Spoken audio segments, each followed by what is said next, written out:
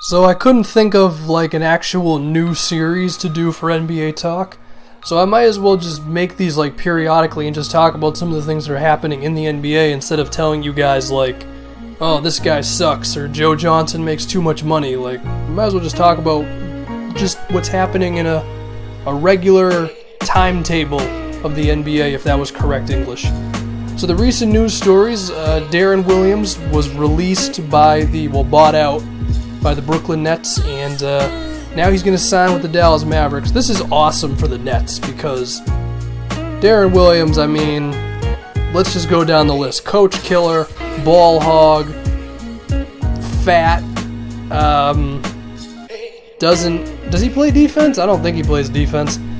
His skills have deteriorated, I mean, and completely overpaid. So now he's not there anymore. That's fantastic. As for Dallas, they're getting him pretty decently cheap, I imagine, and they need a point guard. Is he going to be averaging 18 and 11? No, but if he can average, 13 and 5, shoot 35% from 3, I guess it works out enough for the Mavericks. I mean, if they would have had DeAndre Jordan there, I think it'd be a lot better, but hey.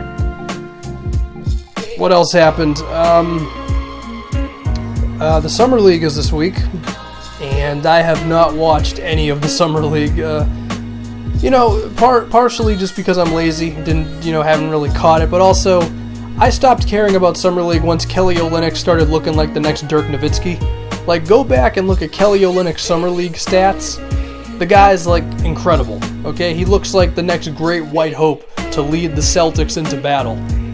And now he's just like some uncoordinated dude who kind of looks like a girl who pulls out Kevin Love's arm. So, I mean, I can't get too invested in the Summer League. I mean, like, if you've been paying attention and you've found some players that have just done really well, or if you've been watching your team and there just seems to be that one prospect who seems like he's going to grow into something, good for you. Because I understand how exciting that can feel. It's just for me personally, I saw Kelly Olynyk ball out, so I can't take Summer League too seriously anymore. Speaking of my Celtics, they traded for Perry Jones III from OKC. A nice little move, I guess. He's like 23 years old. The other big story was, there's two more. Joel Embiid injured for another season. It was his foot, I believe the same foot. That's really tough, man.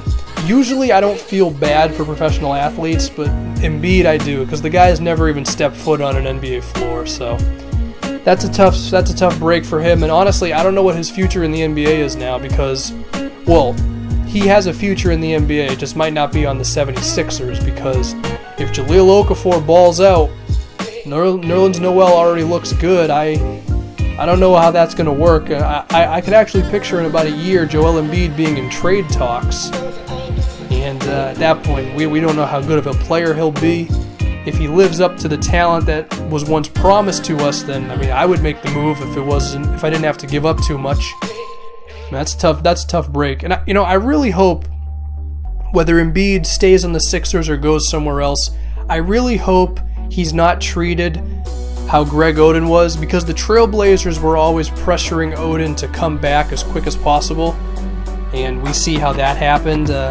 Another example of that is just Kevin Durant recently. It's like, guys, if you got someone injured, let him completely heal. So I feel for Joel Embiid. I hope he gets back to playing form, and I really hope whatever team he ends up on treats him fairly, and they say, look, take as much time as you need, and if you need some extra time, fine, we'll just take the heat from the media, which I don't understand. That was weird. Remember when Chicago Bulls and Derrick Rose and that whole fiasco? If I'm the Bulls organization, I say, this is what I would have done. I would have said, look, Derrick wants to play, but we won't let him. Like, take the heat. Don't let the player take the heat. What are you doing?